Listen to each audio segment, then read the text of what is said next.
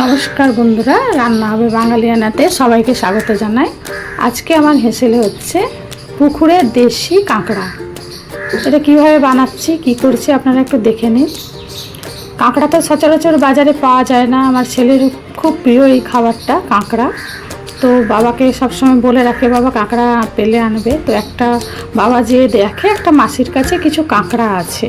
তো কাঁকড়াটা খুব একটা বেশি ছিল না, মোটামুটি ওই 300 350 এরকম হবে, বেশি পাইনি। তো ওইটাই ওর বাবা নিয়ে এসেছিলো, সেটাই একটু আমি আলু দিয়ে কাঁকড়ার ঝাল করেছিলাম। এই দেখুন কাঁকড়াগুলো কি ছোট ছোট।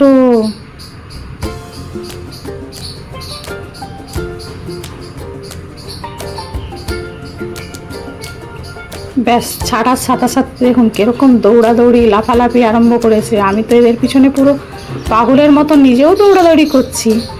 এগুলো বাছা কাটা ধোয়া, মানে আমি এদের সাথে যুদ্ধ করে তারপরে এই কাঁকড়াটাকে আমি কেটে কুটে পরিষ্কার করে নুন হলুদ দিয়ে মাখিয়ে রেখেছি। দেখুন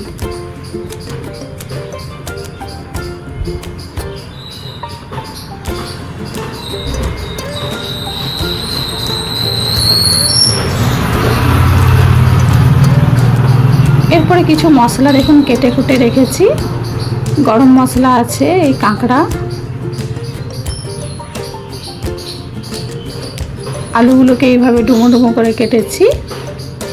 এবার কড়াইয়ের মধ্যে তেল দিয়ে দিয়েছি। তেল আমি এখানে সর্ষের তেলটাই ব্যবহার করছি।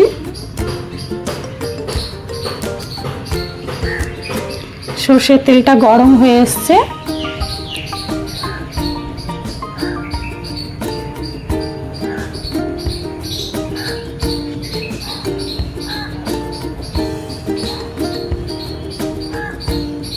এবার আমি প্রথমেই যেটা করব সেটা হচ্ছে কাঁকড়াগুলোকে খুব ভালো করে লাল লাল করে ভেজে নেব।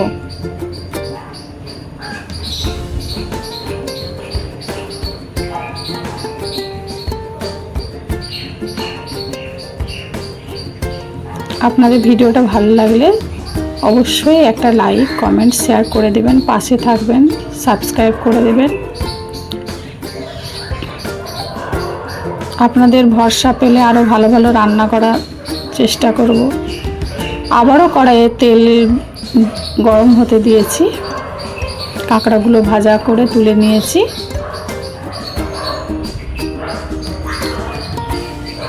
এবারে প্রথমে ডুমো ডুমো করে কেটে রাখা আলুগুলো তেলের মধ্যে দিয়ে ভালো করে লাল লাল করে ভেজে নেব।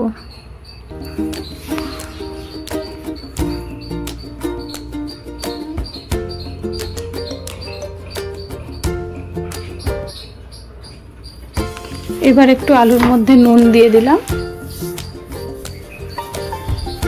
একটু হলুদ দিয়ে দিলাম রং হওয়ার জন্য। ভালো করে আলুটাকে আমি এখানে ভেজে নেব।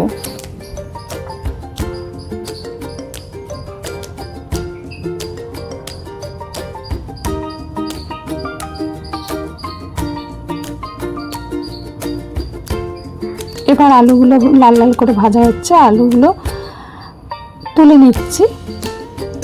এখানে দেখুন আপনারা আলু নাও দিতে পারেন। আমার যেহেতু কাঁকড়াটা অল্প হয়ে গেছে বলে আমি একটু আলু দিয়ে কাঁকড়াটা ঝাল করলাম।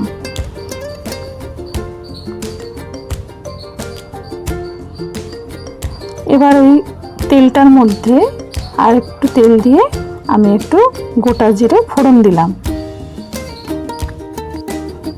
একটা তেজপাতা ছিঁড়ে দিয়ে দিলাম, আর কিছু গরম মশলা, গোটা গরম মশলা দিয়ে দিলাম।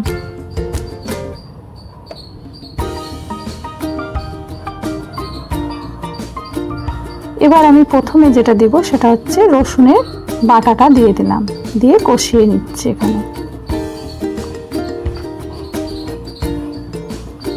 ভালো করে রসুনের বাটাটা দিয়ে কষিয়ে নিচ্ছি, কারণ রসুনের গন্ধটা ছাড়তে খেতে ভালো লাগে না।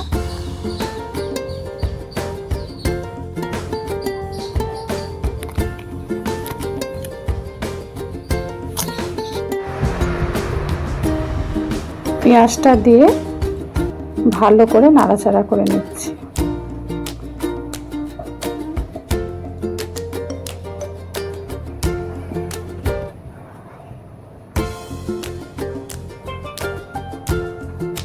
এবারে নুন, পরিমাণ মতো নুন দিয়ে দিচ্ছি, পেঁয়াজটা যাতে নরম হয়ে যায়।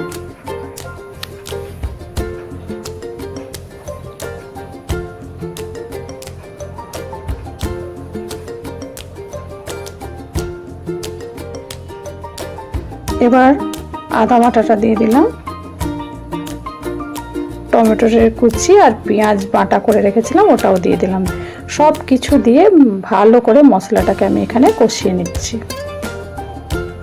অল্প একটু জল দিয়ে দিলাম, দিয়ে ভালো করে মশলাটাকে কষিয়ে নিচ্ছি।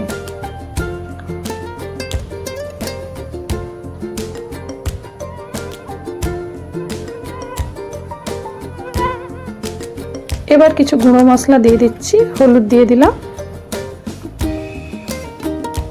লঙ্কার গুঁড়ো দিয়ে দিলাম, ধনের গুঁড়ো দিয়ে দিলাম, জিরের গুঁড়ো দিয়ে দিলাম।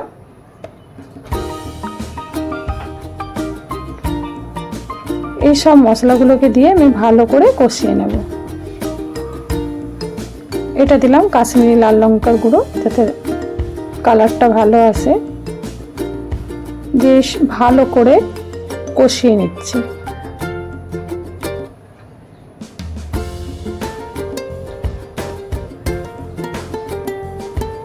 আপনারা কে কে কাঁকড়া খেতে ভালোবাসেন কমেন্ট করে জানাবেন। এবার ভাজা যে কাঁকড়াটা ছিল সেটা আমি এই মশলার মধ্যে দিয়ে দিলাম, দিয়ে ভালো করে কষিয়ে নেব।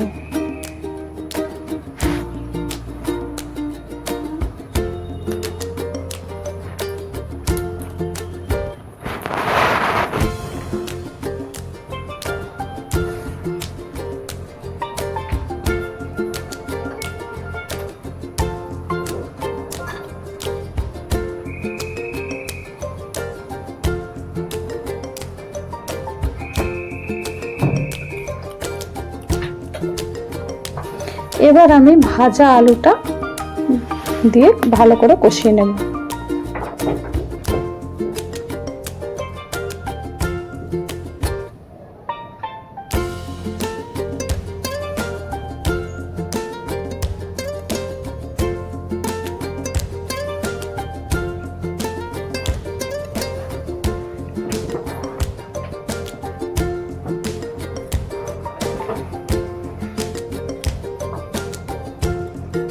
এবার একটু পরিমাণ মতো চিনি দিয়ে দিলাম।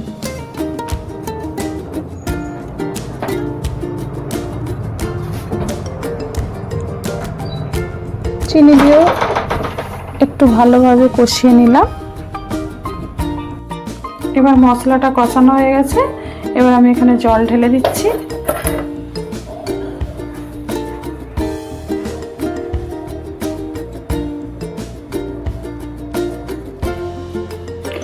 নুন মিষ্টিটা একটু এই সময় একটু চেখে দেখবেন সব ঠিকঠাক আছে কিনা।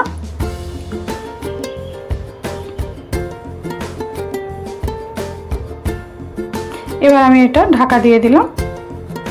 দেখুন কিছুক্ষণ পরে এসে ঢাকা খুলে দেখছি জলটা এই অবস্থায় এসছে, অনেকটা শুকিয়ে গেছে। এবার আমি উপর থেকে গরম মশলা দিয়ে দিলাম। ধনেপাতা থাকলে ধনেপাতা দিতে পারেন, ধনেপাতা দিলে আর স্বাদটা ভালো আসে। দিয়ে ভালো করে নাড়াচাড়া করে নিচ্ছি। একদম রেডি হয়ে গেছে কাঁকড়ার ঝাল। পরিবেশন করে দেবেন।